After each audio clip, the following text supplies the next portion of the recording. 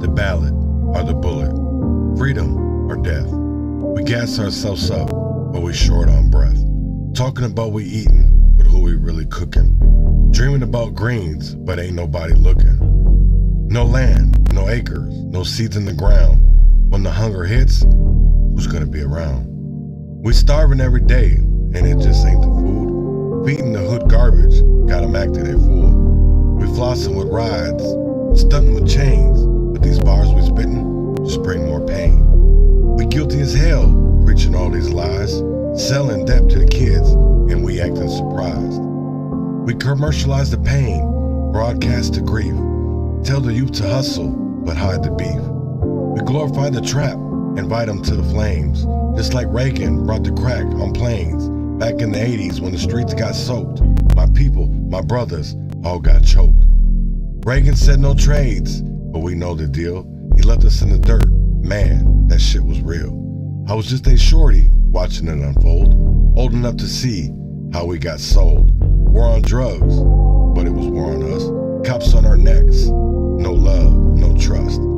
They labeled us thugs, beast on the block, made us kiss the pavement while they cleaned our clock. Prison became business thanks to Reagan's game. Free labor is the truth in America's name. Slavery's dead, man. That's just a word. Read the 13th Amendment, it's still absurd. They lock us in cages, serving time for life. Double digits for wisdom, cutting sharp like a knife. I'm here to say, the chains in the air, it's time we break free, start showing we care. No more flexing for nothing, no more selling out. It's time to rise up, time to end the drought.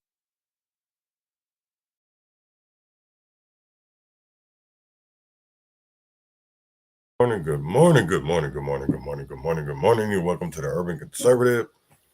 This morning we're talking about the system lies. Why are we all mad, but don't know why? And before we get into that, man, I want to get into independent music. You know how we always do. And this morning I'm going to play Villain's Crown, XD Wolfie, featuring XD Wolfie, and by the Urban Conservative. So with that being said, man, I'll be right back and listen to Villain's Crown, featuring XD Wolfie, by the Urban Conservative.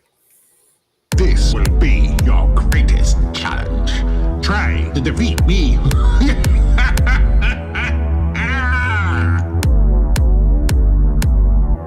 You know why? You lack the heart to chase the life you dream. You need a villain to make yourself seem clean. Pointing fingers at me like I'm the cause of your shame. But tell me, does that make you righteous? Nah, you just playing a game. You mastered the mask, the art of deceit. But me, I stand naked in the truth. No retreat. BLM stamping flicks. Hope they catch my essence, not the flaws. Life's price tag drops while I'm stacking chips, breaking laws. This will be your greatest challenge.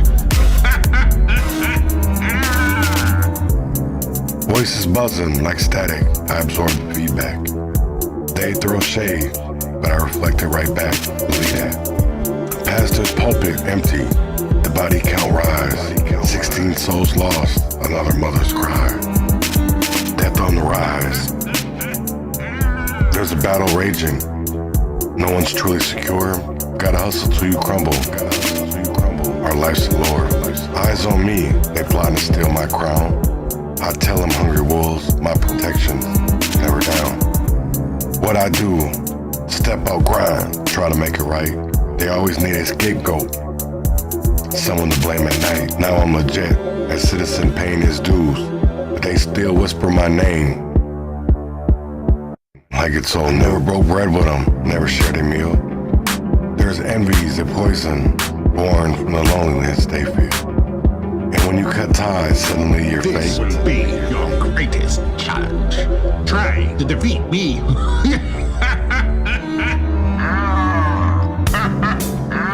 But I'm just dodging the snakes for my own sake. No, I ain't playing with them, no games in this maze. Give the youth lies, the whole truth, not a piece of my praise. Tight circles, only real ones survive. And new Gotti's on the rise, staying alive in this hive. There's a battle raging, no one's truly secure. Gotta hustle till you crumble, our life's allure. Eyes on me, they plotting to steal my crown. I tell them, hungry wolves, my protection's never down. This will be your greatest challenge. This will be your greatest challenge. Try to defeat me.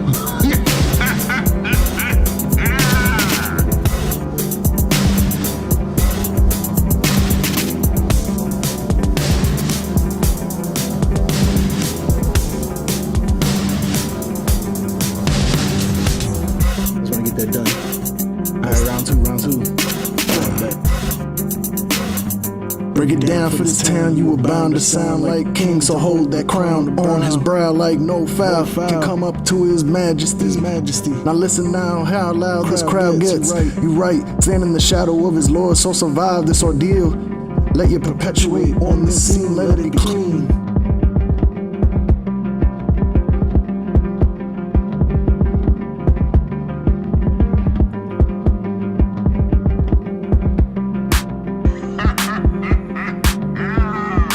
This will be your greatest challenge. This will be your greatest challenge. Try to defeat me. Good morning. How's everybody doing? And welcome to the Urban Conservative. And good morning. The systems lie. Why we're all mad, but don't know why. I want to get into that this morning. And before we even get into that, you know how I like to always talk about a deeper story. And this morning, I want to talk about what's actually going on at the Capitol. I don't think a lot of people know. So we always talk about, ending capitalism and making changes, but why doesn't ever happen, right? So I want to talk about how does the U.S. end poverty? How does the U.S. end something that they started, right? So that's really what I want to get into this morning. So with that being said, man, I want everybody to listen to why the U.S. can't end poverty. 7.9 million. That's the number of Americans currently living in poverty, accounting for 11.6% of the total population. That's despite the fact that America ranks first as the richest nation in the world in terms of GDP. The United States is known for having this great abundance, and at the same time, alongside that abundance, there is widespread poverty and economic insecurity. Sometimes you question, we're in the United States of America. How can the citizens be going through such a issue? We always boast that we're a superpower, that we are the richest in the world, and things just don't make sense. Poverty in the U.S. had been steadily improving over the past decade. From a height of 48.8 million people living in poverty in 2013 to 34 million in 2019. That was until the pandemic changed its course.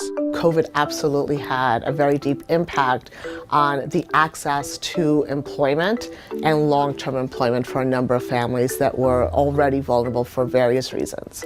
Prior, it was myself and my two older brothers, along with my stepdad, that constantly worked to provide for everyone in the house. But after COVID-19 and the whole lockdown, we were laid off. And ever since then, we have had issues finding a job. Poverty is expensive. About 11% of the federal budget, or $665 billion, goes to economic security programs. Child poverty alone is estimated to cost the U.S. over $1 trillion, based on the latest research from 2018. There are also really high costs on an individual level. Poverty leads to more anxiety, it leads to more stress, it leads to more health problems, all kinds of things that amplify the effect of poverty.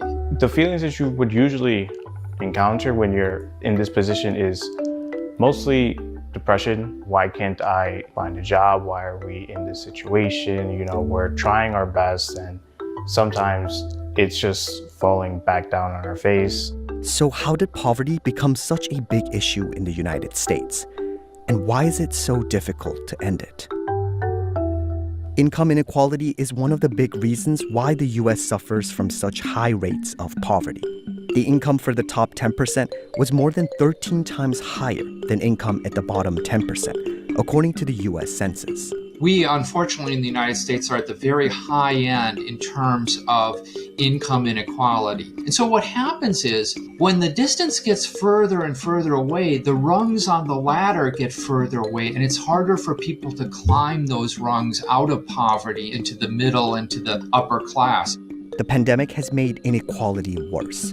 The Gini index, which measures the nation's income inequality, rose for the first time in a decade by 1.2% in 2021. The reason the pandemic has made that worse is because when you talk to large organizations, corporations, what they saw was that staff was leaving, but they had a response to that, right? Their response was, let's give bonuses, let's give raises. Many organizations, many small businesses, government, they don't have that luxury. So inflation has kept up with the money that most people in the 1% have made, but it has deepened and widened the gap between those that have money and those that do not. Research by MIT estimates that the living wage in the United States is $24.16 per hour for a family of four. But the federal minimum wage is set at $7.25 per hour. This means that a typical family of four needs to work more than 2 full-time minimum wage jobs to earn a living wage. And single-parent families need to work significantly harder. We worked at a banquet hall. Any sort of party, we would set it up, come early, set the tables, dishes, plates, silverware, everything, you name it.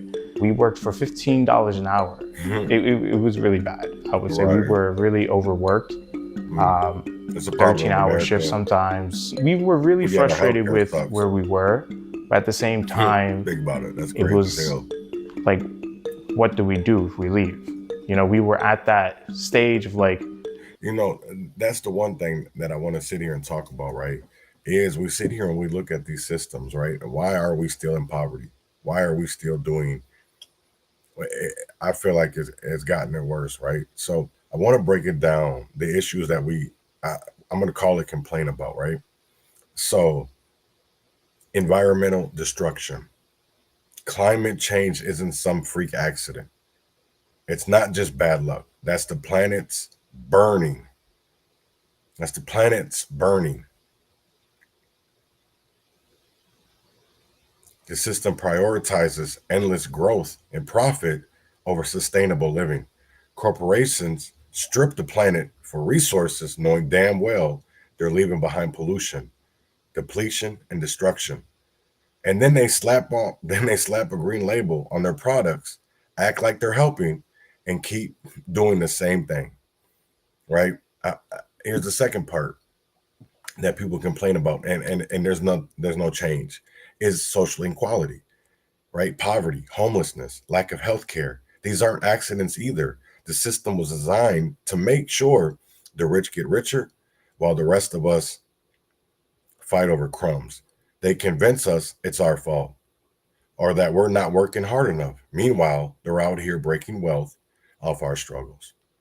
They're out here building wealth of our struggles.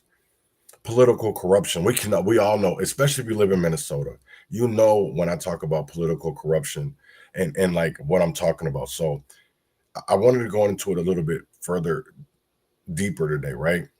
So when I talk about political corruption, is we ever wonder why nothing ever really changes, no matter who you vote for?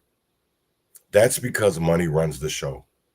Lobbyists, corporate donations, backdoor deals, they're all a part of the same game. And that game ensures policies benefit the wealthy elite and not the people struggling to make ends meet. I want people to remember that and to think about that, is because political corruption, is that legal? Is it illegal? You know what I'm saying? Is because, do you ever wonder why nothing really changes no matter who you vote for?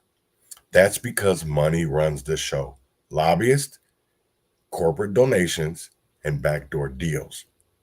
They're all a part of the same game. And that game ensures that policies benefit them and not the people struggling to make ends meet. I'm going to say that again is because we work for the master. We work, that's the crazy thing of it is because that's why certain individuals, when they sign these contracts and they sign these, they work for individuals, and there's no such thing as free speech. It's not free. It's not, because if people disagree with what you say, about what you say, even though you have evidence and you have clearly a statement of, you know, what is going on and all those things, you would think that, wait, there's something funny here. But no, there's all the way up the ladder. You have people protecting each other. You have U.S. attorney generals. You have attorney generals for the state. You have prosecutors. You have law enforcement. So it's like, how doesn't it show that the system protects itself? It's not the people, because the lies don't change, but people do. They put somebody up there. And this is the one thing I will say, this is because you know damn well that I'm one of them type of people that when you know better, you do better, right? So I'm coming on here and I want to say this, right? I did some digging on Lisa DeMuth last night, right? The Republican House Speaker, because she was being called a POC. So I wanted to go in more into it because that's not her ethnicity. She has an ethnicity. We know Ilhan Omar is a Somalian, right? But what is Lisa DeMuth? Because I know what Walter Hudson is. He's a supposed cosplaying black man from Detroit, Michigan, right? I'm not saying that he's not black. You know what I'm saying? I really haven't dug into him like I did Lisa last night. I will say that. But it really wonders of like, why do people hide shit so much and then say when you bring out certain things that you're doxing or you're doing this when it's all public information? It was a simple fucking Google search. You had to dig through certain shit. You had to dig through certain shit. You know, that's the one crazy thing of it is because niggas are going to quit playing with me. Motherfuckers are going to quit playing with me because there's a way to get any type of information you ever want in this whole motherfucking world. You got to know how to look for it. You got to know how to look for it. You got to know how to search for it. Because I will tell you like this. I got court on Thursday, right? I know I don't talk about this much, right? But I am going to talk about this probably Thursday. Is, you know, there's a lot of things that people don't want to do. You know, we have a choice. Here's the thing about it when it comes to free speech, right? It's a choice. There's repercussions and consequences to everything that you do. There's a consequence and a repercussion. Is it positive or is it negative? But there's always some type of consequence. So until you get into this, what I had to realize is that when I'm in a realm of where nobody can control what I do, which is right now, because I'll tell you like this, a lot of people don't know that I just got hired at a job, right? A meanly ass paying job. I'm not going to say what it is because I don't want to get fired. See, there it goes. Everything ain't fucking free, because if I say their name, I could get fired for speaking the truth. For speaking the truth, because there's no way that wages, for what I make. And I'm going to tell you like this, they put me as part-time, but I can tell you that everybody in the store is part-time. Who's full-time? So you mean to tell me that everybody's going to have anywhere between 20 and 40 hours a week? That's because they don't want to pay benefits. And it's not even going to be 40. It's going to be up to 32. Because Minnesota's bogus. They don't care. This is the one thing that I will really, really put out here. Is that legislators, they don't care. If you're not a lobbyist or if your interest isn't going to make them money, isn't going to make them, they don't got time for you, because money talks, bullshit walks.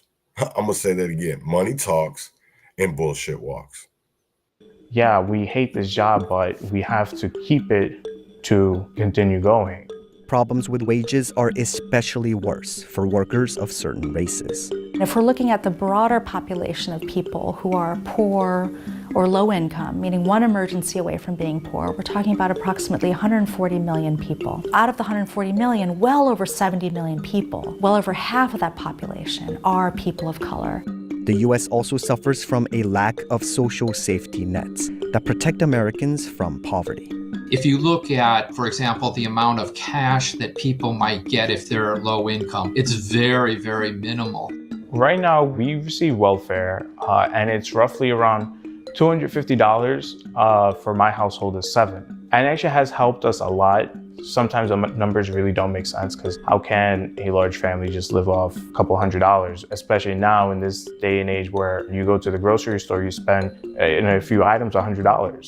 Most countries, for example, European countries, have what's known as a child allowance, where if you have a child, you get a certain amount of monthly income to help raise that child. That's pretty common, but in the United States, we don't have anything like that.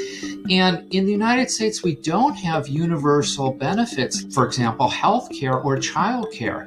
It's also a system that many times is pervasive in actually creating poverty situations. So I'll give you an example. If I'm eligible for Medicaid today, and I'm also eligible for cash assistance, and I'm also eligible for SNAP, if I get a job that provides me even a little bit closer out of poverty, I lose all those benefits immediately, which means that I'm incentivized, if I need health care for my children, and I have a job that's not going to provide it right away, to not look for employment that is going to pay me an amount that's going to make me ineligible for certain benefits, right? So while people are working really hard for upward mobility, the systems that we have in place don't give them the grace to be able to come out of poverty and provide their own agency to actually create the opportunity for upward. So I'm here to check out Keith. He's interested in setting up his LLC for his business. I'm going to show him Taylor Brands. Come along with me. So the business, it already shows that our systems have been designed. I hate the mute button, my bad. It's already shown that the reasons for measuring poverty and solutions. Now, I want people to look at this, right? They're gonna now take a deep look and understand this isn't about demonizing people. This isn't about making people feel any certain type of way.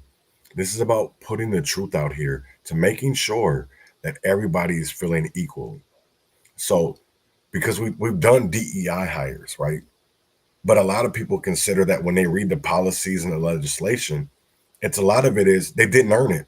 They're highlighting DEI while they're taking off educational requirements to have this job, our training requirements. How is that possible? So you think that DEI is they didn't earn it, not that it is diversity, equality, and inclusion, because that's not what we wanted. We wanted opportunities that we deserved before you ever made these policies, before you ever made these amendments. The only reason why we're valuable now or even seen is because of your policies. That's not because we're smart, intelligent. No, it's the fact that you want to control that freedom. So I understand people like Ben Crump or Al Sharpton, because they pay these people a certain amount of money to only talk about certain things. They don't talk about everything. They only talk about certain things, and they only go a certain way, right? So they see that as long as you can maybe outsmart the system will pay you. And it will pay very, very, very, very well.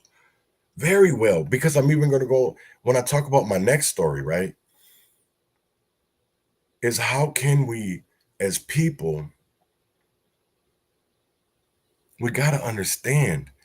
We have to understand. And that's one thing I'm going to talk about next, is because I got a story that's coming out of Minnesota. And I'm not ready for it yet. I'm still talking about why the U.S. can't end poverty. But I want you to know is that one of the reasons is word salad. It's wordplay. And I'm going to get into that is because we look at reimbursement and reparations as the same when there's actually a difference. Today is based on calculations from the mid-1960s. It's calculated by comparing pre-tax income against a threshold set at 3 times the cost of minimum diet in 1963.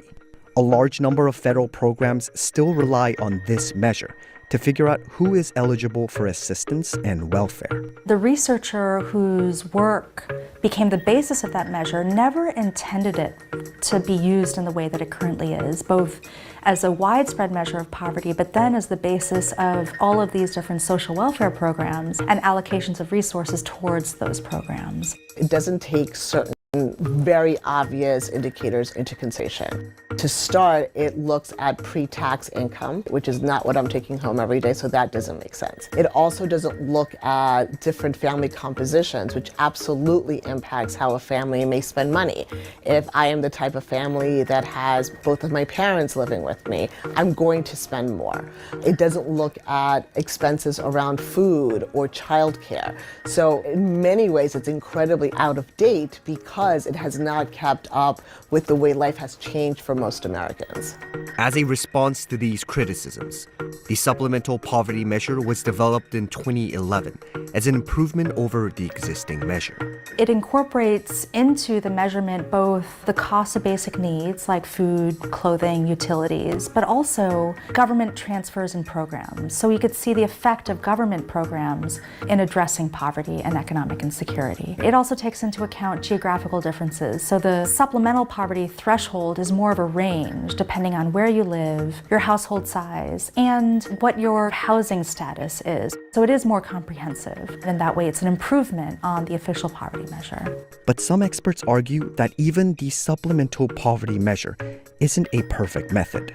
While it looked to close the gap on certain indicators that the original poverty measure was not taking into consideration, it did not go far enough.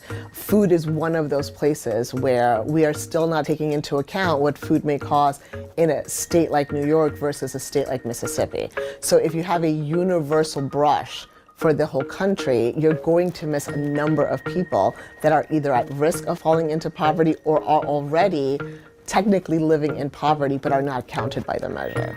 The Census Bureau told CNBC that both the official poverty measure and the supplemental poverty measure provide a consistent data of poverty measurement, and that the Bureau continually strives to innovate and improve the design and measurement of their well-being statistics. This difficulty in measuring poverty has also led some experts to argue that poverty isn't as serious of an issue as it's made to believe. Poverty in the United States, in the way it's normally understood, is not a big issue at all. It's deliberately miscounted, okay?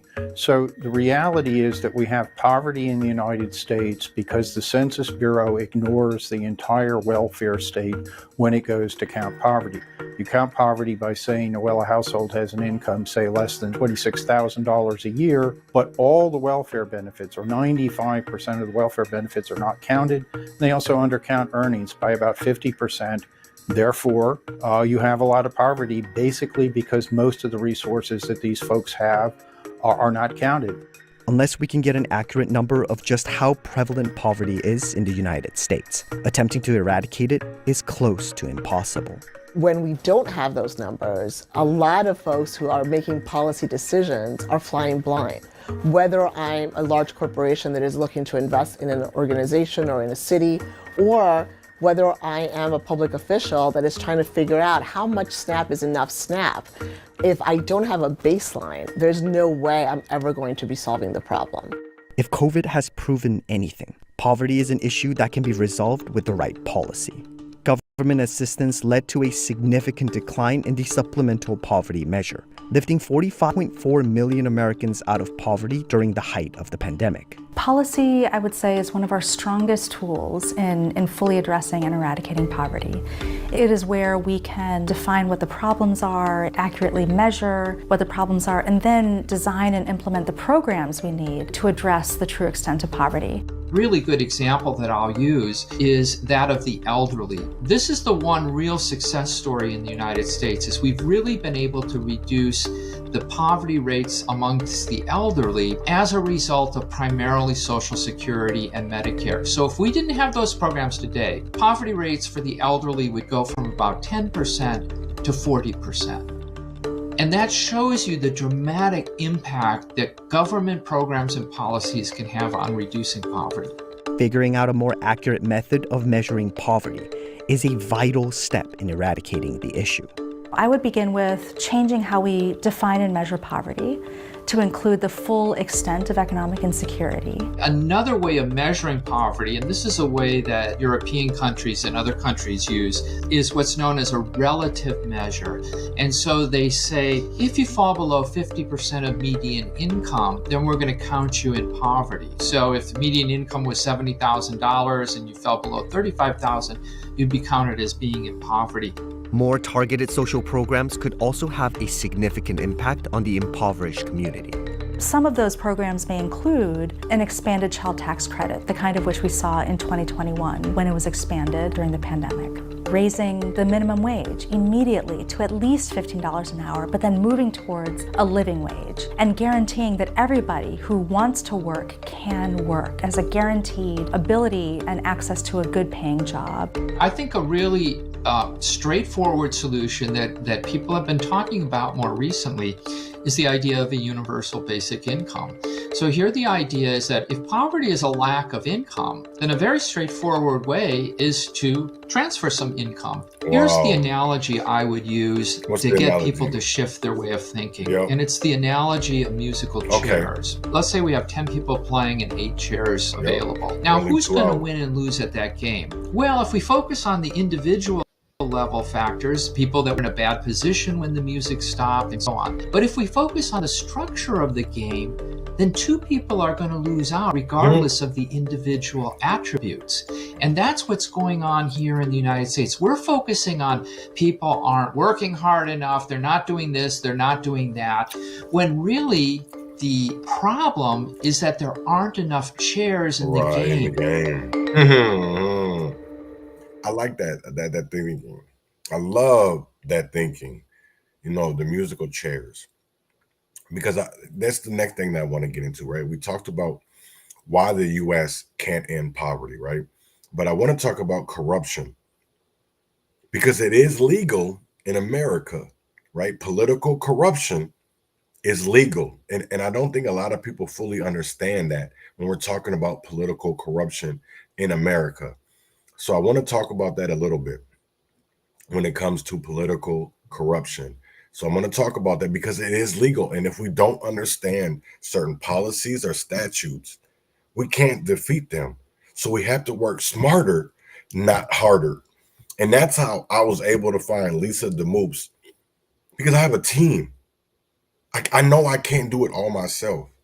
So I reached out to people that I know, a part of my team, because there's a team of us, researchers, and all over America. And it was quick. I sent it to Reverend Tim Christopher, and he was like, damn, that was quick. Well, the problem is we can all get it. We can all, it's public information. It's that people really don't want to dig. You know, I really don't want to, I don't want to get into it too much, but I was reached out about Mary Franson, and people were like, damn, how'd you know that? Because, well, it's not hard. It's not hard, because if you do your research and you understand these people, right? Because they all got something to hide. There's something out there. There's something out there. And I honestly believe it took artificial intelligence for me to believe that, to mind fuck people, is that there's information out here, but if you're not researching, if you're not informing yourself, you're going to get left behind. You're going to get left behind. And that's crazy as hell to me, because I see a lot of people getting left behind because of our technology, because they believe or they feel that technology is progressing too fast. Well, I'm sorry, but so is people. So if the people can progress, let's progress with the technology. And if technology can progress, so can the people. For the last few years, I've had this sense that everything I learned as a kid about how America's government works is completely wrong. But I had no idea how bad things actually were until I saw this one graph. Researchers at Princeton University looked at more than 20 years worth of data to answer a pretty simple question: does the government represent the people? Now, this is what they found. This axis here represents public support for any given idea. On the left, at 0%, are ideas that not a single American wants. On the right, at 100%, are ideas that everyone supports. This axis represents the likelihood of Congress passing a law that reflects any of these ideas, from a 0 to a 100% chance. On this graph, an ideal republic would look like this. If 50% of the public supports an idea, there's a 50% chance of it becoming law. If 80% of us support something, there's an 80% chance. You get the idea. Now, most Americans would probably agree that, with a few exceptions, we should be as close to this ideal as possible. Unfortunately, the way America actually works doesn't even come close. Take an idea that nobody supports, literally nobody, and it has about a 30% chance of becoming federal law. Now, take an incredibly popular idea, the most popular idea this country has ever seen, and there's also about a 30% chance of it becoming law. This means that the number of American voters for or against any idea has no impact on the likelihood that Congress will make it law. Put another way, and I'm just going to quote the Princeton study directly here, the preferences of the average American appear to have only a minuscule, near zero, statistically non-significant impact upon public policy. So if you've ever felt like your opinion doesn't matter and that the government doesn't really care what you think, well, you're right. But there's a catch. This flat line only accounts for the bottom 90% of income earners in America. Economic elites, business interests, people who can afford lobbyists, they get their own line. Look at how much closer their line is to the ideal. When they want something, the government is much more likely to do it. And when they don't, they have the power to completely block it from happening, no matter how much the rest of the country supports it. They get what they want, and guess who ends up paying for it?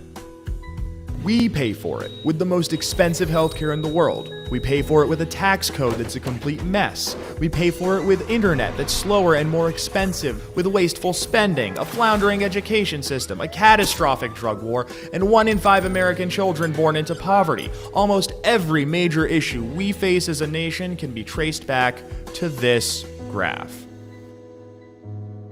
How does this happen? Well, just follow the money. Right now, it's perfectly legal to buy political influence in America. Here's how it works. Let's say a big bank wants a law that would force taxpayers to bail them out again if they repeat the exact same reckless behavior that crashed the global economy in 2008. Not exactly the most popular idea with the public, and Congress knows that. That should be the end of it. But that's where the money comes in.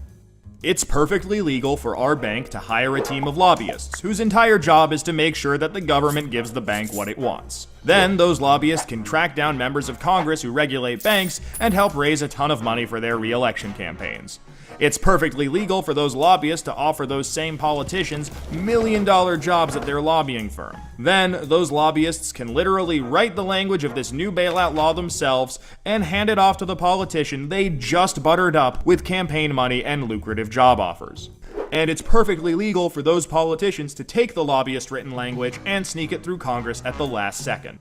So now you've got a law that greatly benefits the banks, and the whole process can start over. This is how a bill becomes a law. A special interest hires some lobbyists, those lobbyists collect campaign contributions, offer jobs, and then write the laws that Congress then passes to help those same special interests. This happens every day on every single issue with politicians of both parties.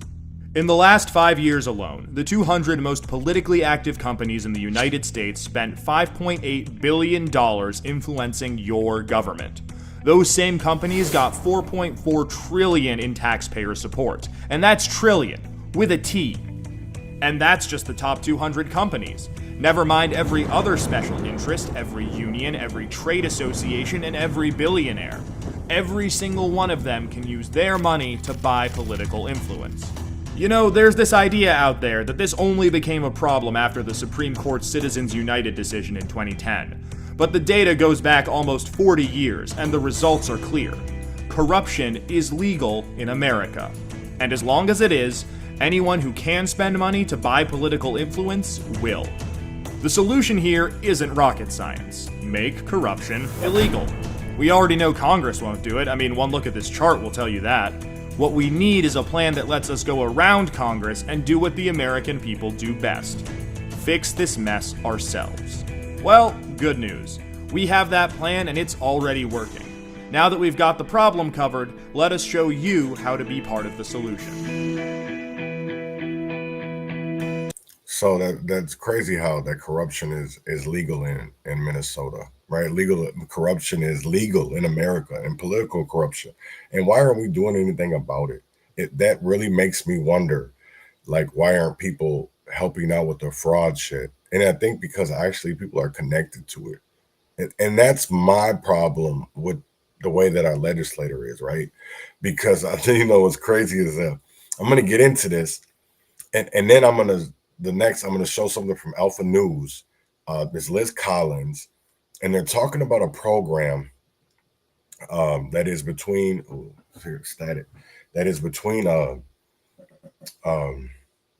reparations and reimbursement. And I really think people should really look at this and understand that there is a difference, because if they're allowed to us not know the difference, and I understand now why certain things weren't being passed, and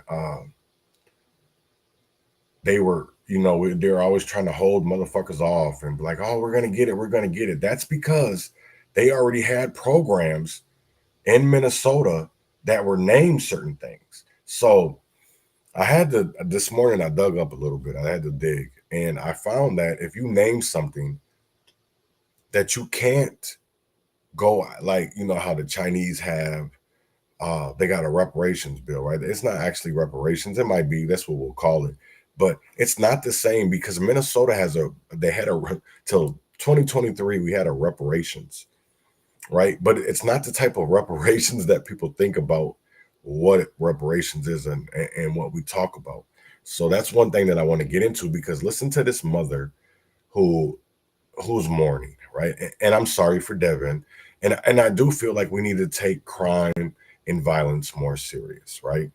Because when people commit these crimes and we're not doing any kind of accountability, we're not doing anything. And honestly, at the end of the day, if you're not teaching people that, no, you can't do this, and we're going to teach you a lesson so that you never do it again, then we're just giving slaps on the wrist and be like, oh, okay, just get out and you can do it all over again, and we're just going to give you another slap. No, it doesn't work like that. So I want to get into a mom mourning, murdered son, questions, crime, reimbursements. Here goes Alpha News and Liz Collins.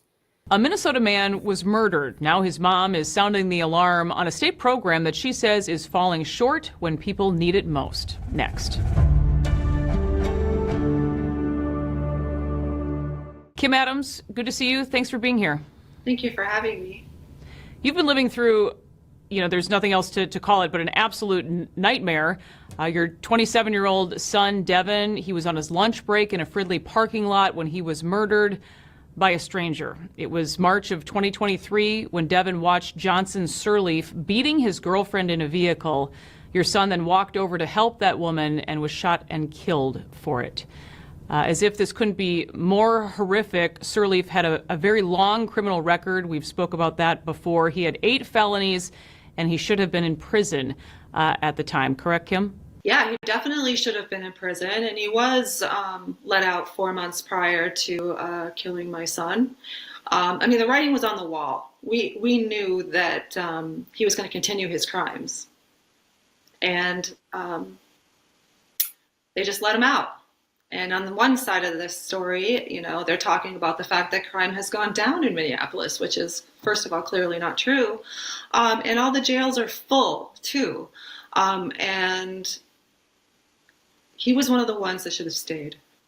This is not going well for our community. So you've questioned Minnesota's so-called justice system back then.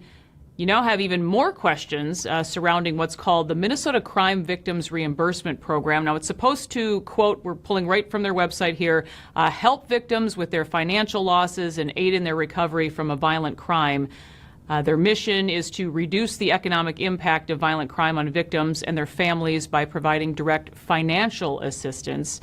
You've had to deal with the criminal trial. You miss work.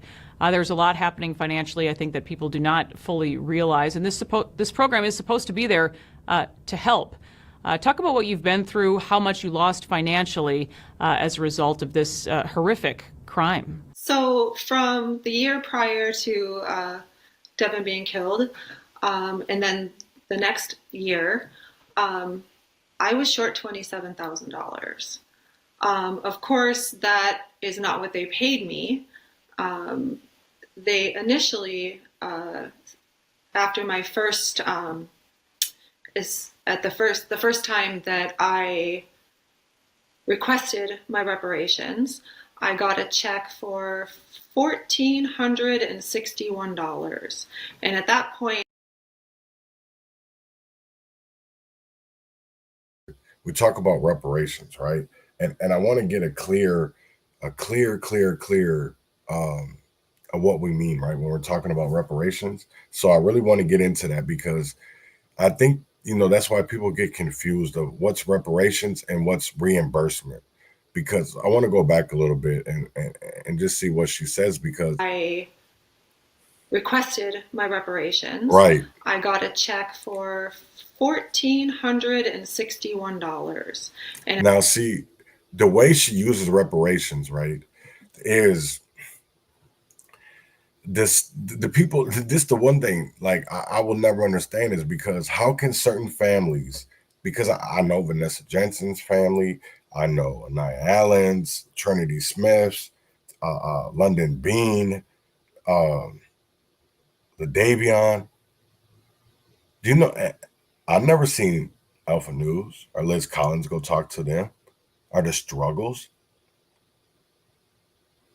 But yet, a white woman, and I'm only bringing up race for a reason, because when pain and trauma what happens in our community, we're so quick to demonize people. It doesn't matter if they're the victim. It doesn't matter if they're the perpetrator. We demonize them.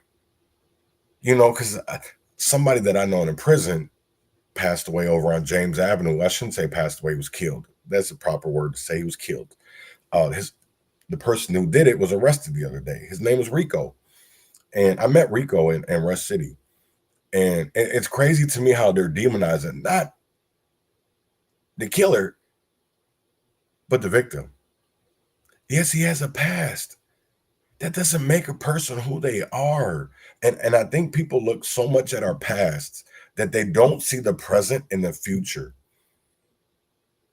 Because some of us didn't know these people. That's the crazy part. So we don't know their stories. We don't know their history. So we're all backpacking. Backpedaling. I shouldn't even say backpacking. That's probably a bad word for it, but backpedaling. Because we don't. That's why I'm thankful for a lot of these systems like GIS or Pacer or, even some news media outlets. Because they do come. I will tell you like this. There's information that I can't get because I have a press badge. I have you know what I'm saying? I can go to, I have all of that, right?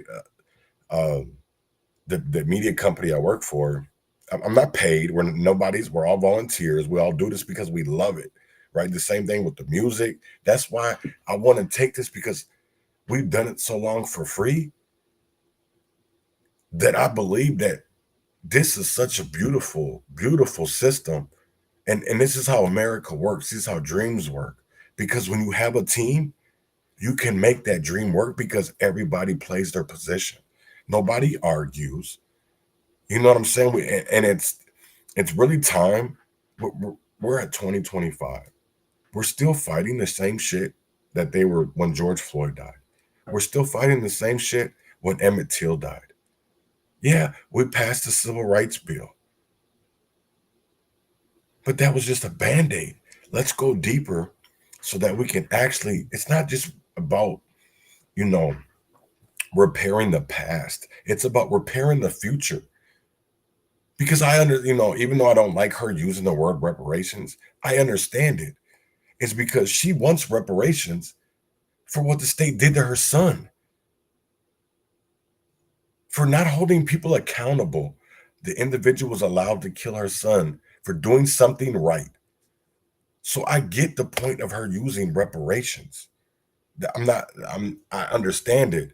But let's talk about maybe Walls and the legislators need to reimburse you. This is a fund that has been around since 1976. 1976. And it was called the Reparations Act Bill.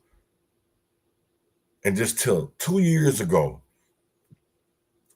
Then they switched it to reimbursement. So I honestly understand, but it's not. And honestly, it's, yeah, they should reimburse you off the fact that they allowed your son's future to get stolen away. And you bring up 20, I know she probably hasn't gotten to this, but she brings up 27 million.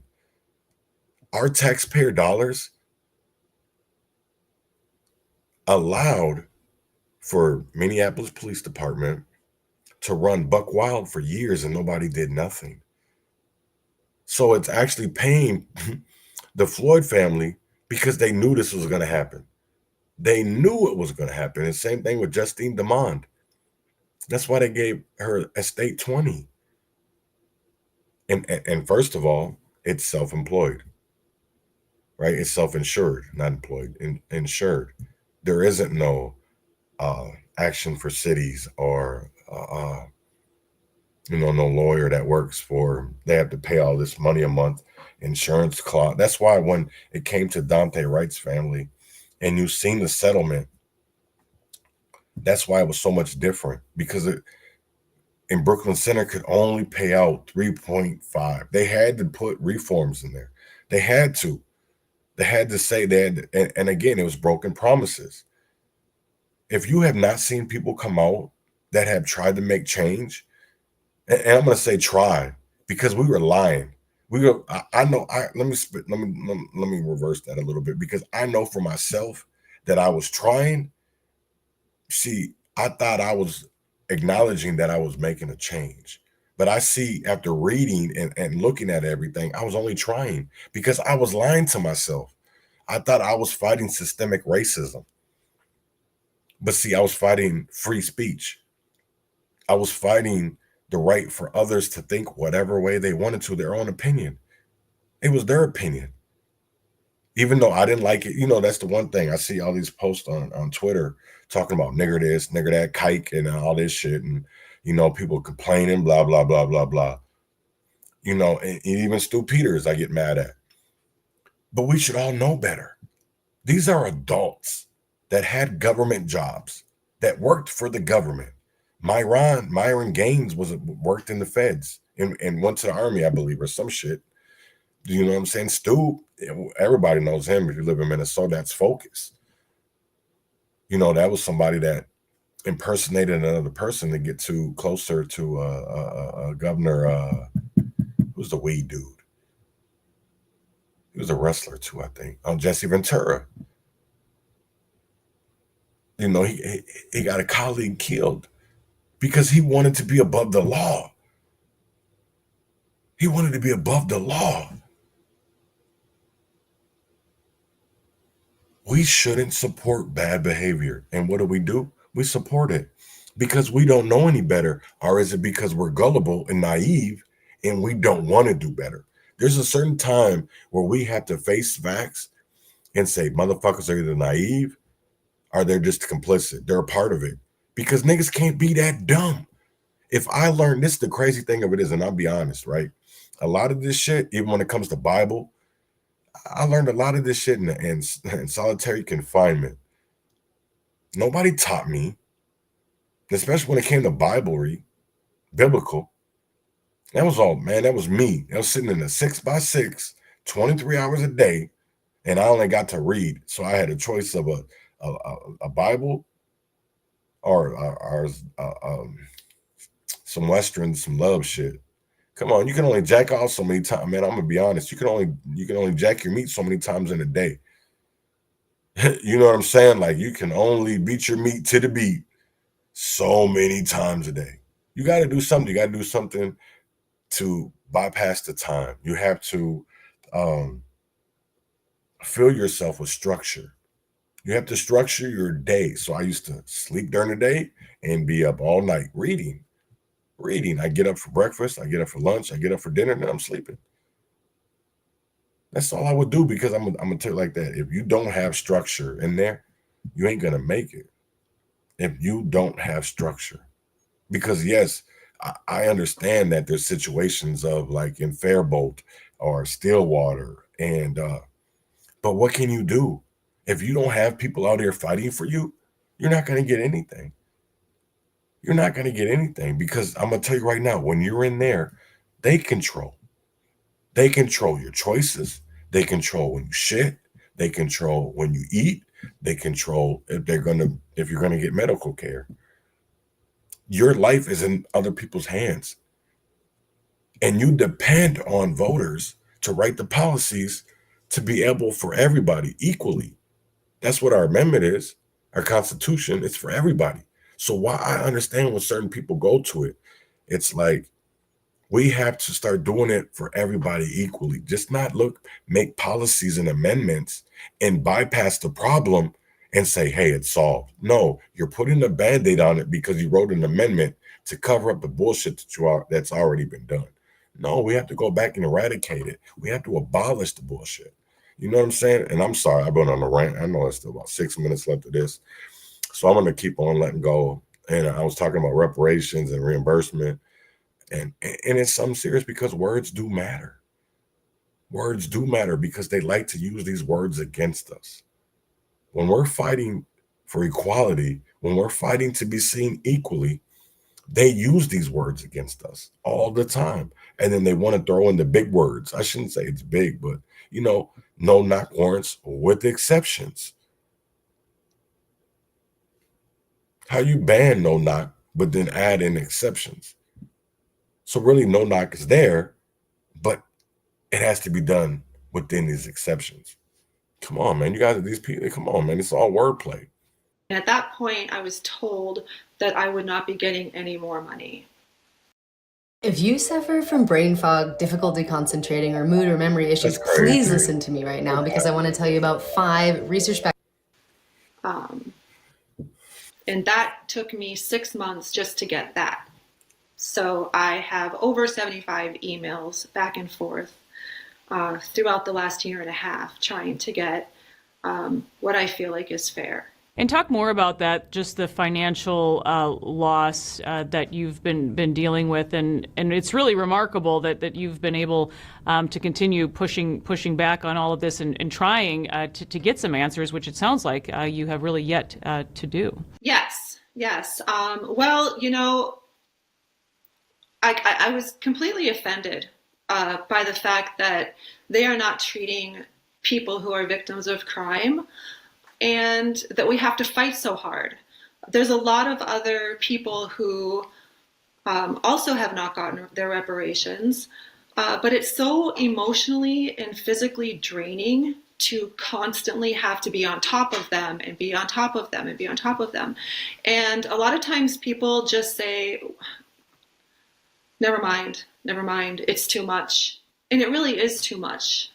They put us through a lot of hoops and a lot of pay stubs and going back and forth. And it's really been super insulting, actually. This organization came from the federal reparations board. And this is what this fund is for. It's for these people, for us. And it's just not happening. And I continue to go up the ladder to supervisors who would not respond to my calls or email. And this at one point was named the Reparations Board. They've changed their name through the state of Minnesota to the this crime reimbursement program. You mentioned how you get $1,400 to begin with. In total now, how much financial assistance have you received from the program? As of October of 2024, I got $7,391.75. And you at the time, I know, were just asking to be able to cover the funeral of your son, who again is killed by a stranger randomly in a parking lot, and you've yet to even have a funeral for him due to this. I know you've asked lawmakers and elected officials for help here. You tried Governor Tim Walz with no response. However, you were able to meet with Attorney General Keith Ellison. What was his response? He was empathetic. I felt that I was heard. However, I didn't go there to be heard. I went there for action and some help. That's crazy. However, that was very minimal. Very minimal. I was very frustrated. Very minimal. That was very minimal. I asked Keith Ellison how it could be that we can just give away $27 million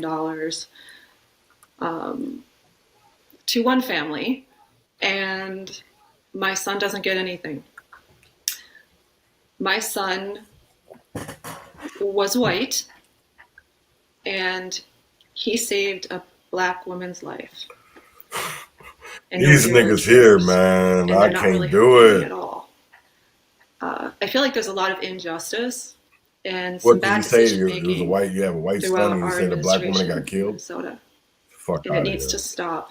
And I will fill in that blank. I know you're referring to the family of George Floyd, and obviously you want to be careful about all of this, which I understand as well. We have reached out to the Department of Public Safety to ask about the Crime Victims Reimbursement Program, also to ask about your situation specifically. A spokesperson said that they are working on a response. But through all of this, you've now realized that you're not alone in this situation. We know the murder rate in Minnesota has increased 50% since 2019. That is 50% in 5 years. Just share what you can about other families with similar circumstances. A lot of people are not able to continue this fight. This is a fight that is very draining emotionally. It's very frustrating. And I actually, even through my fight with this, I had to take breaks, and sometimes a couple months I would do nothing and try to get myself more energy, and I come back. And that's another thing I told Keith Ellison. I said, just so you know, I'm not going away. And he said, I have a feeling that's true. I said, it is. In terms of other mothers, they're just as frustrated as I am. Some of them have other obligations, or maybe they have children and they just don't have the time or the energy to do this. We shouldn't have to fight for this. This should not be this hard. And something's wrong. Right. Something's definitely wrong. It is. I do want to mention that there is a fund set up to help you have that celebration of life for your son and help you recover some of these costs. I hope people will help. But Kim Adams, thank you very much for bringing this to our attention. Thank you for speaking out. Yes, thank you. So that was Kim Adams. Her son Devin was killed last year. And it is sad. I agree. I'm not a person that I call a spade it is what a spade is. And I don't sugarcoat it. There's none of that shit. I'm going to tell you, our system is fucked. So if you don't understand what's going on at our legislative session in Minnesota right now in our House, you need to get informed. I'm going to tell you like this. You need to get informed. So here is the Minnesota legislative session 2025, and it's a storm. Now we have a legislator that was voted in, but he cheated to get voted in because he didn't live in that district. The same thing with John Thompson, the same thing with plenty of others. You know, we got Nicole Miller in the Senate with the DFL. We have all types of people through Anton Lazaro. And that's why I wanted to bring up that corruption, political corruption, is legal. We allow, like Tom Emmer, these people have links with predators. With predators. So again, here's legal questions surrounding the opening of the 2025 Minnesota legislative session. Thanks for joining us on this frozen, bitter Monday night. And I'm not talking about the weather. I'm talking about the start of the legislative session, which is now just hours away. At least it's supposed to be. House Democrats and Republicans remain frozen in a bitter political split that to put everything on ice.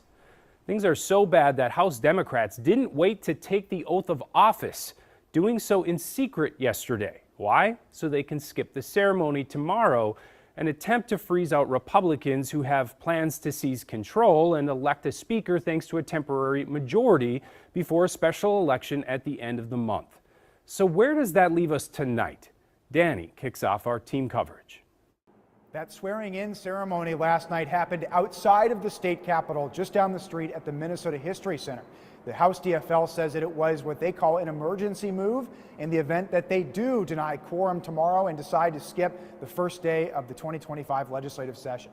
The DFL says they've made an offer to House GOP that would give the House GOP temporary control of the chamber until the January 28th special election. But leadership from the GOP side told us tonight that is a non-starter in their opinion, that they've especially lost trust in the Democrats after that ceremony last night that went out with any public notice. The DFL says negotiations are continuing tonight. Here's the thing, Republican leadership says state law is clear and that any attempt to subvert the noon swearing in on Tuesday is illegitimate, adding that it's a slap in the face to every voter expecting their elected officials to act in good faith and uphold the integrity of the legislative process. DFL leaders say their private swearing in is totally legal and has happened before. So who's ultimately right here? And does this planned holdout by Democrats even hold water according to our state constitution? These are just some of the legal questions Heidi attempted to look into today. Hi, Heidi. Hi, Kent. As Danny mentioned, DFL and Republican leaders are negotiating tonight, but the House DFL is still threatening to not show up tomorrow. Now, there are many legal questions surrounding the opening of the 2025 legislative session. The 2025 legislative session is set to start on an unprecedented note. We just have multiple legal questions that are out there at this point. David Schultz, a political science professor at Hamline University, has taught state constitutional law for nearly 30 years. A lot of these are legal questions that have never been addressed at this point. That's what makes it complicated, on top of the fact that these legal questions are all about what? Ultimate control of the House of Representatives. That's why the stakes are so high and why both sides are fighting so vigorously right now. With a special election in 2 weeks, Republicans are entering the session with a temporary one-seat majority, 67 to 66. House DFL members held an early swearing-in ceremony in case they decide to boycott the start of the session. House Republican leaders say, quote, state law is clear. Swearing in happens at noon the day the legislature convenes. But Democrats responded, saying, quote, taking the oath of office early isn't unprecedented. When it does occur, is generally for special elections to fill vacancies because of resignations or deaths. This comes as Representative Brad Tapke's 14-vote victory in Shakopee is being challenged in court after 20 absentee ballots went missing. The question becomes, is that a valid swearing in? What impact does that have on an outstanding court case challenging the validity of that election? Democrats may not show up Tuesday to prevent a quorum or the minimum amount of members needed to do business in the House. Secretary of State Steve Simon, who will preside over the first day, says 68 is needed. Republicans argue it's 67. All the Constitution says is that there has to be a quorum in both houses to conduct business. Nothing says about a number, but by statute, we have 134 members in the House. The laws say to pass any legislation, you need a majority. A majority of 134 would be 68. However, what if there is a vacancy? Article 4, Section 13 is all about quorum, all about what you need to have to be able to conduct business. It also says that a smaller number may adjourn from day to day and compel the attendance of absent members in the manner and under penalties it may provide. Schultz says one could read this section to say that Republicans could take action. What would that be? It could maybe requesting the governor to request the state police, the state troopers, to escort them back to the Capitol. We saw that happen in the past in both Texas and Wisconsin. However, in Minnesota, this is all uncharted territory, which Schultz says makes some of this left up to interpretation. You want to have a functioning legislature. I think you have to read the Constitution as a whole that tries to further that goal. Today, Republicans sent a letter to Steve Simon saying, quote, as the ceremonial presiding officer, you lack authority to make any final rulings or unilateral actions. Democrats responded saying, quote, Republicans are trying to use a 2-week one-vote edge to seize control of the Minnesota House for 2 years. This would ignore the will of the voters. Kent. A lot to figure out. Thanks, Heidi. Meanwhile, over in the Senate, the two sides have reached an organizing agreement, while that chamber... You know what? I'm going to hold on. I know there's like 30 seconds left, but I'm going to go into the Senate. I'm going to finish this part. But what I want to say is that how is it the will of the people? We didn't ask for niggas like Curtis Johnson to be out here doing shit fraudulently to get voted, to get votes, to get elected. Y'all selected this motherfucker, right? The same thing with Brad Tapke. We have missing mail-in votes. More than what he won by. More than what he won by. So it's, to me, you know, and I ran this over and over again, right? Because they say there's 134 representatives, right? That's not the case right now. We have 132 because in my eyes, I don't care about, this the thing of it is that when it comes to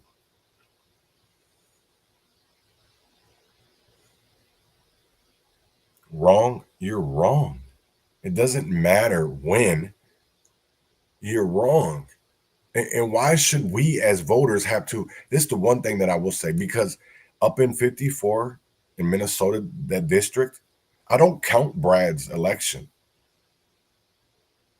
Here's the thing of it is, I'm gonna be honest about this because I didn't for years struggle, and I know that there's others, because I will tell you like this, Eliza Darris, Kevin, all us felons, if we're not fighting, then what does our vote mean? Because I'll tell you right now, I voted for president. I voted for Brad Finstad. I voted for Patricia Mueller, Dwayne Quam. I didn't vote for Trump. I voted Andy Williams. My wife, Ashley, she voted Trump. That's okay though, because here's the thing of it is, people are tired of living in this shit. You know, people, they always ask her like, damn, you're with a black man. He doesn't, how's he talk to, I haven't always been like this. You know, it's crazy because some of my friends, they didn't like me when I was BLM or now our FBA. But now that I consider myself nothing but a black American and that my ancestors were here foundationally, we built this shit, you niggas can't tell me shit. I'm gonna be honest. A lot of niggas can't tell me shit. Not the president. You know, that's to be honest, because we always talk about a non-American becoming president that wasn't born here. So I want to say this: how are all these people becoming president? We don't know if they're actually, their ancestors were born here on this land, or they were immigrants and they took a boat over here, just like the immigrants that we see coming across the border right now in Texas or in California or at the border in Minnesota, right, from the Canadian border. It doesn't matter, because this is the one thing, but because he's white, they're right. And so when it came to Obama, we were having so many white people tell us that, oh, he's black, he's black, he's black. What do you mean he's black? What kind of black? Where's he? What do you mean? So when people got hooked onto Obama, because I'm gonna tell you like this, I fell for that shit. I voted for Obama because he was black. I didn't know what kind of black. I didn't know if he was Kenyan. I didn't know if he was this. I didn't know if he was Somalian, Nigerian. But now to understand that his parents ain't from here. His mom, I think his mom is. But both his parents aren't. Same thing with Kamala. They put these people in front of us, and here's my thing of it is, man, and I'm kind of glad I did this about Lisa DeMuth last night, is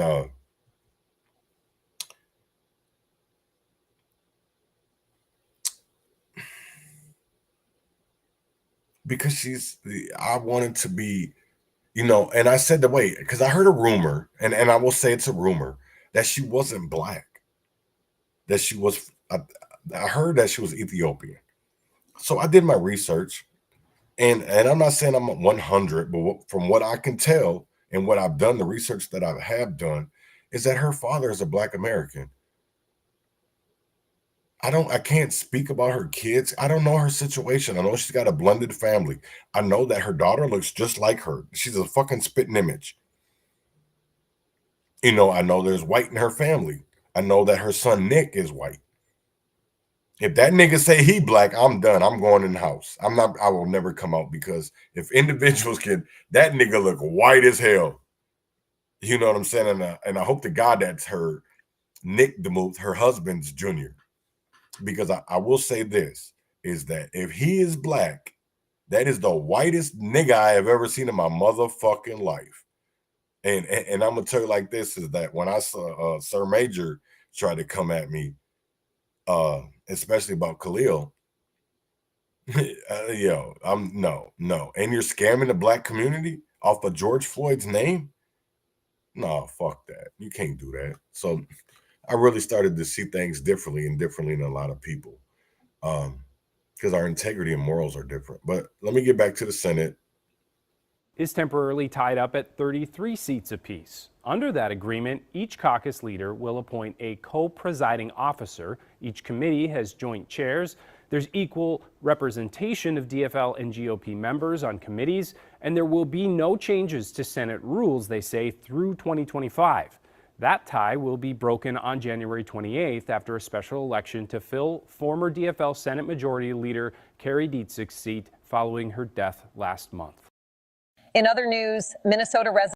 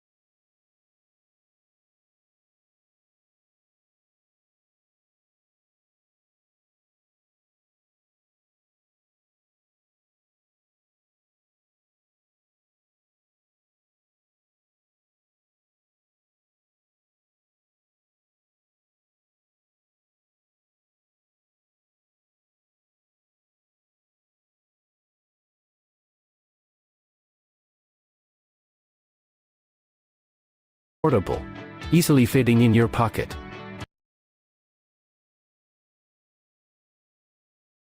Nash. She's still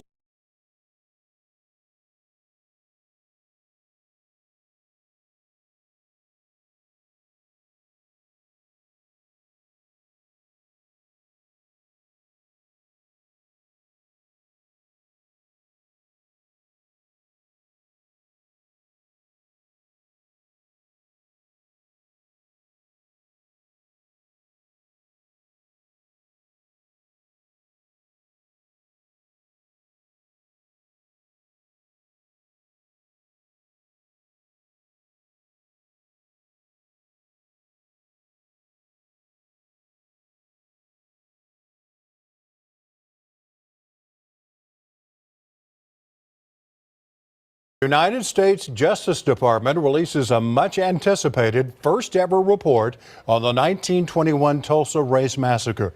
It points to an array of failures and crimes, including Tulsa law enforcement back then taking part in murder. News 4's John Hayes takes a closer look. This historic 123-page federal review shining a light on painful truths that have already traumatized a community.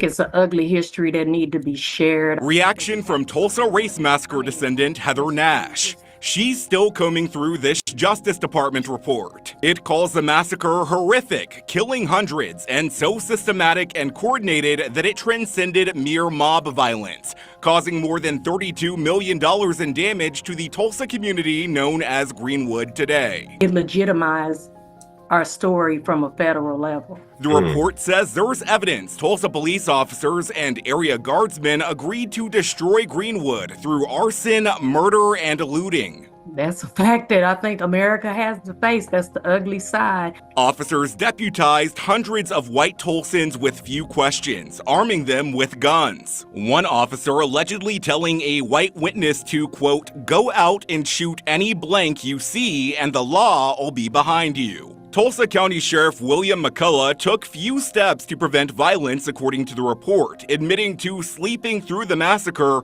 paying no attention when he heard shots. Promises made by city leaders to help rebuild in the aftermath, according to the report, fell flat with a reconstruction committee headed by a Ku Klux Klansman. An informal federal investigation was launched shortly after, but the report notes it wasn't seriously pursued. The federal government has allowed things to happen, and there was no justice for it. And I think that's good proof for us. Investigators note the government, officers, public officials, and other participants could have been prosecuted for the destruction of churches, constitutional rights violations, and civil rights conspiracy. It also admits what may be painful for some to hear. The perpetrators are long dead, the statute of limitations to prosecute have expired, and there are no viable avenues for further investigation. It hurts, though.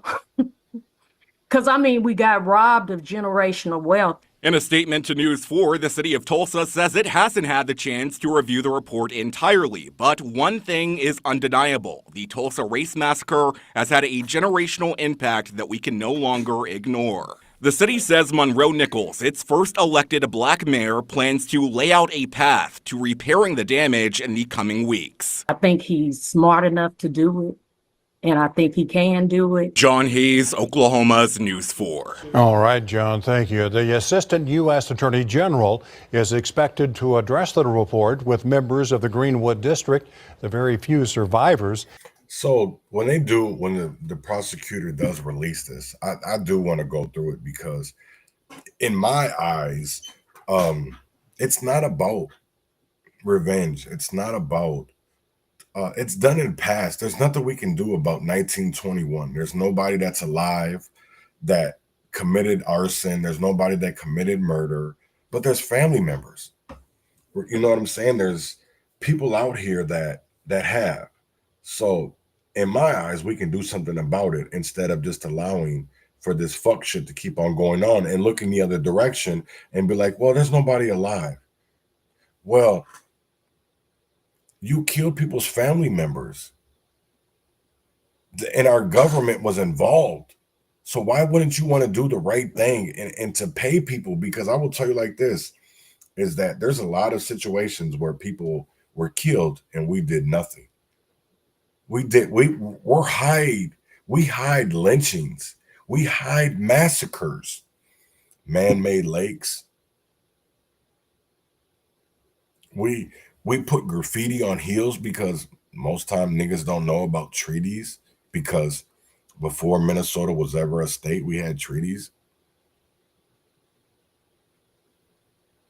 You know, it's like, when is the system going to hold itself accountable instead of just switching people and being like, oh, we did something? No, you didn't. You paid a motherfucker something.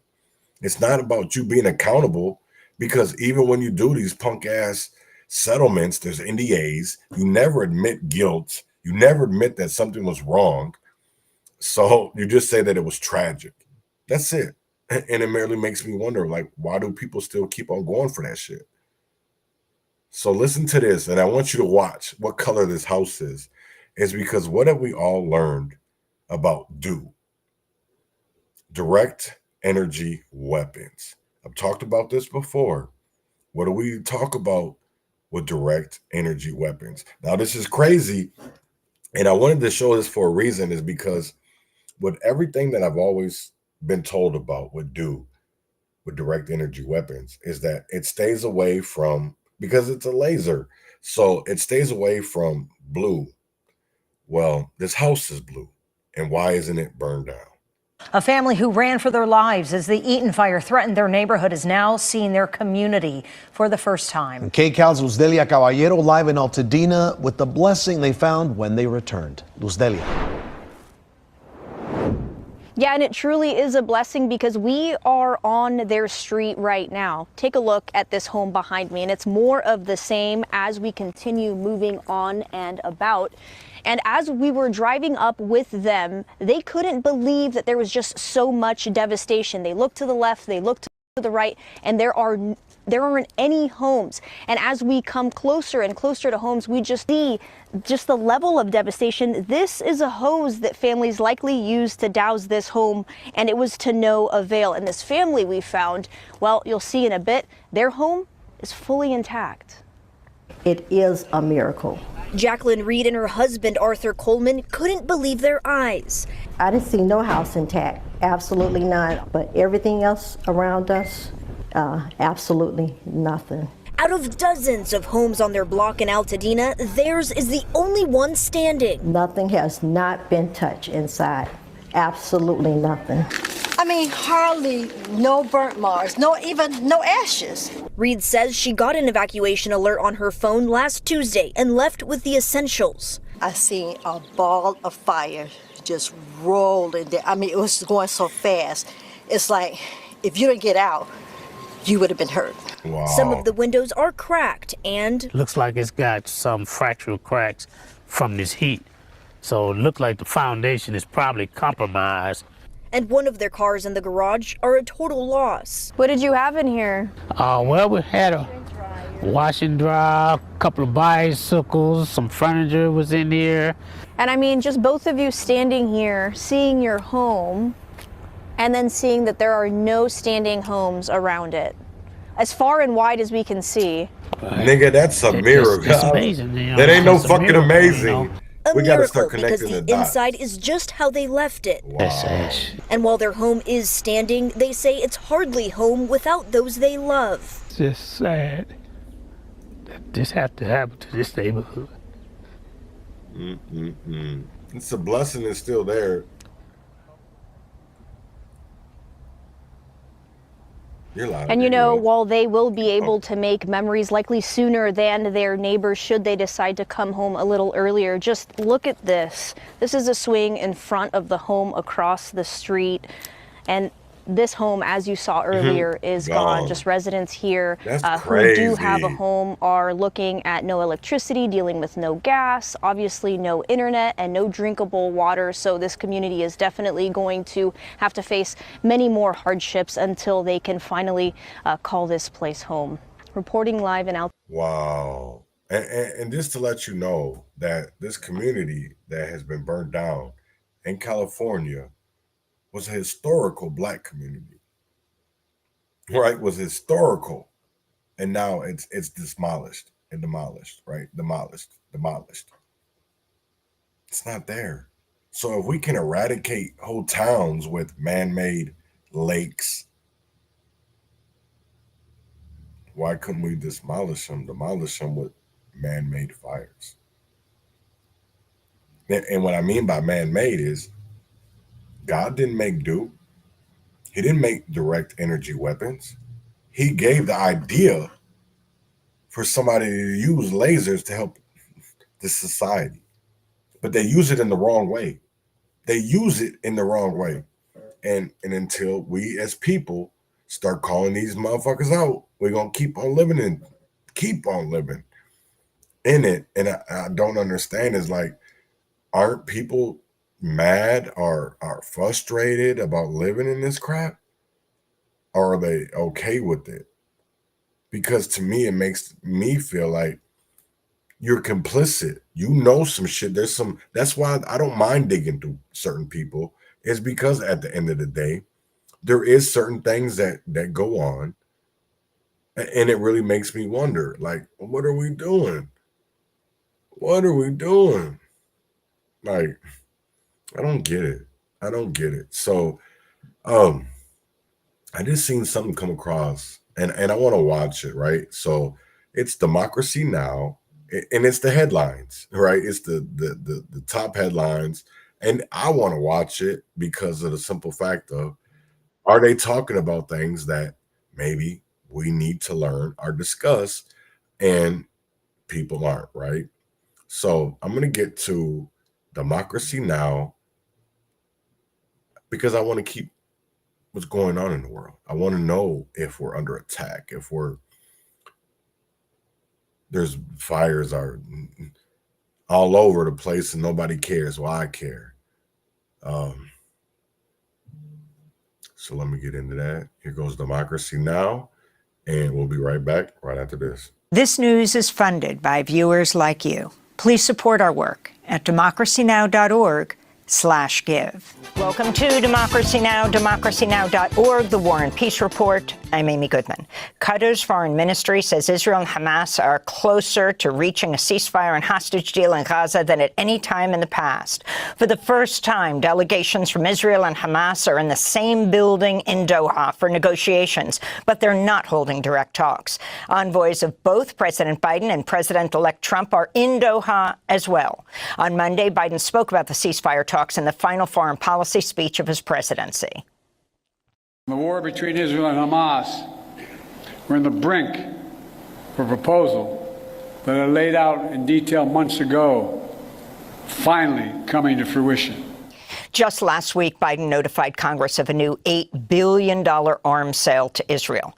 In Israel, two far-right members of Prime Minister Netanyahu's government, National Security Minister Itamar Ben-Gvir and Finance Minister Bezalel Smotrich, have spoken out against a possible hostage deal, with Ben-Gvir threatening to quit if a deal is reached. Meanwhile, Israel's continuing its assault on Gaza. Earlier today, an Israeli airstrike hit a home east of Khan Yunis, killing at least 9 Palestinians, including women and children. Ala al-Qadi lost his brother in the attack.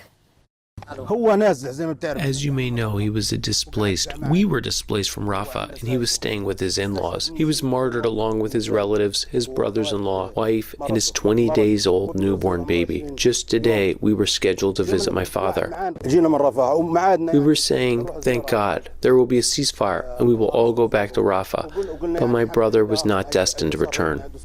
Meanwhile, Israel has killed another Palestinian journalist in Gaza, Alam al-Nafet, who recently reported from the besieged Indonesian hospital for Dropsite News and other outlets. In a statement, Dropsite News said, quote, through her words and images, she ensured that atrocities which might have been silenced were brought to light, allowing the world to witness the brutal reality unfolding there, unquote.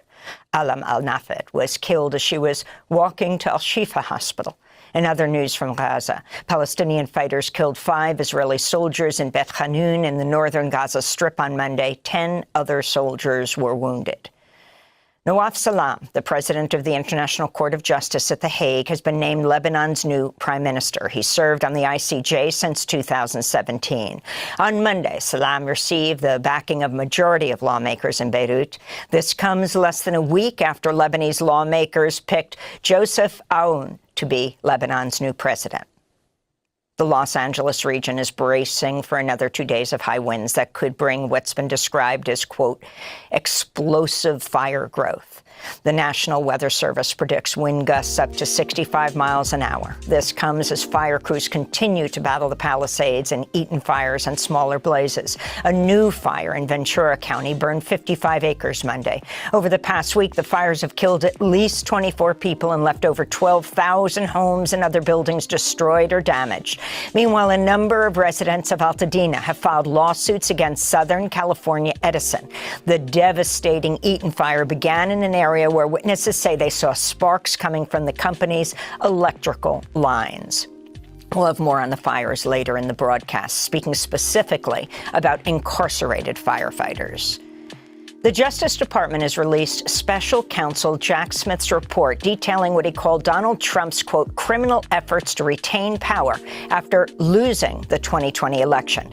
In the report, Smith said there was enough evidence to convict Trump, but that proceeding with the prosecution became impossible after Trump was elected 2 months ago. Smith wrote, quote, the department's view that the Constitution prohibits the continued indictment and prosecution of a president is categorical and does not turn on the gravity of the crimes charged, the strength of the government's proof, or the merits of the prosecution, which the office stands fully behind, unquote. Smith went on to write, quote, indeed, but for Mr. Trump's election and imminent return to the presidency, the office assessed that the admissible evidence was sufficient to obtain and sustain a conviction at trial, unquote. The Justice Department has not yet released a second part of Smith's report that covers his investigation into Trump's mishandling of classified documents. The Senate Armed Services Committee is holding its confirmation hearing today for Pete Hegseth, Donald Trump's pick to become defense secretary. The New Yorker magazine has revealed several Republican senators refused to meet with the woman who accused Hegseth of raping her at a Republican women's conference in Monterey, California in 2017. The FBI also did not talk to the woman, as well as other possible sources, including one of Hegseth's former wives or former employees of Concerned Veterans for America. Hegseth was forced out from the group over accusations of financial mismanagement, sexual misconduct, and public drunkenness.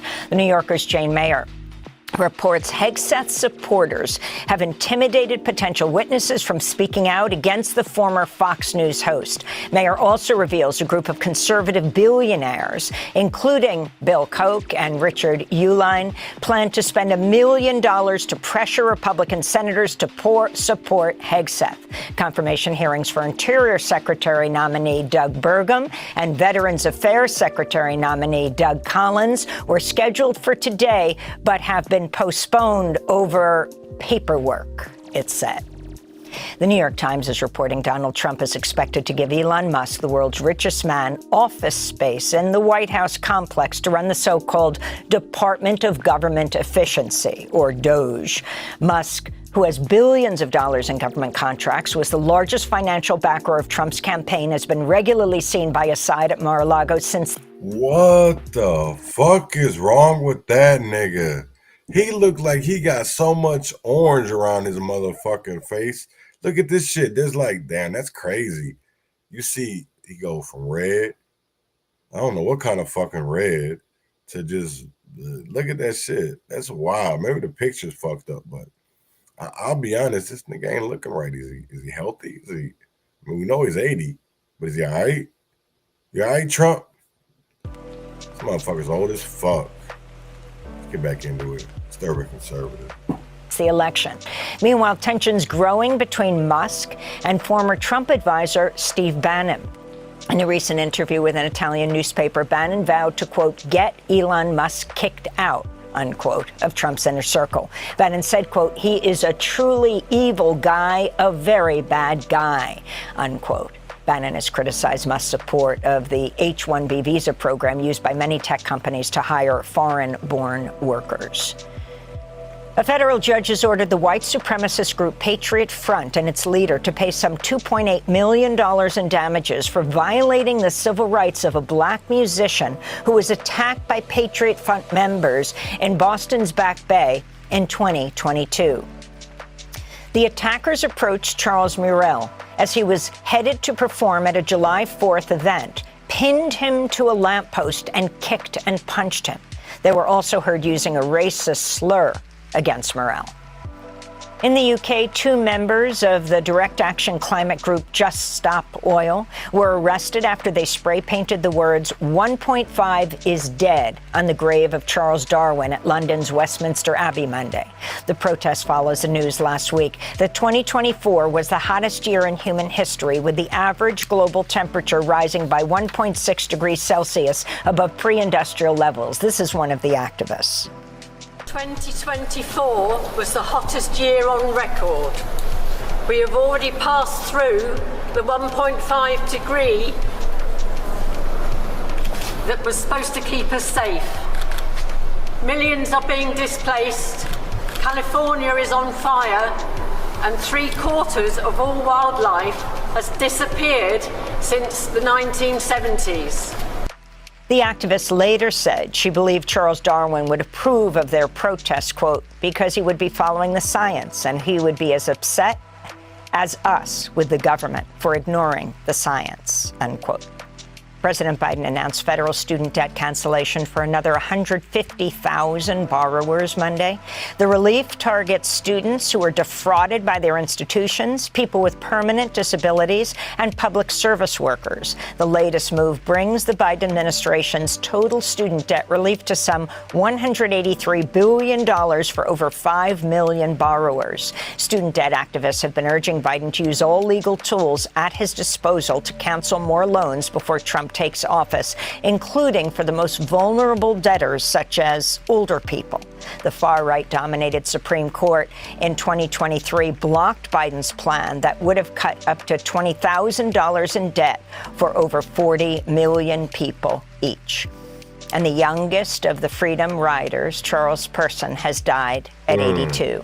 Person was one of 13 original Freedom Riders that risked their lives, frequently coming under violent attack as they traveled across the South at the height of the Civil Rights era to fight against segregated interstate bus services.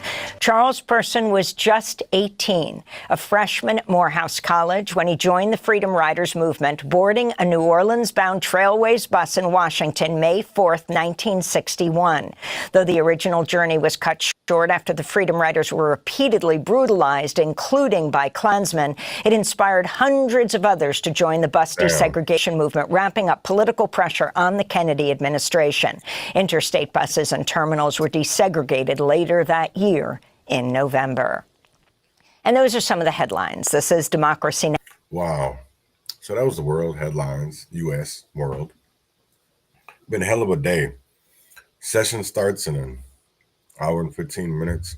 I'm going to be watching that, so I'm going to get up off here and be able to watch that, and hopefully I'll be able to bring and inform and educate people tomorrow. With that being said, man, I hope everybody has a great...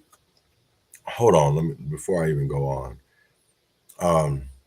Everybody knows that my album drops Thursday. I wanted to talk a little bit about mother's advice, and I'll go more into it on Thursday. But I don't think people fully understand what my mom means to me. My mom was my rock. She's still my rock. She's not dead. She's still here. But my mom is my rock. My mom has been with me through everything, through my stroke, through me going to prison. Even when the state of Minnesota gave her papers and I fucked up. It was my choice, wasn't hers. And she thought she was doing the best by, getting me help. So Hennepin County gave her a paper. Well, they took her rights. She didn't know that. And that's why it's come to find out that it's important to read the shit. Because I will tell you like this. I've been in plenty of car accidents. And I almost died on December 21st.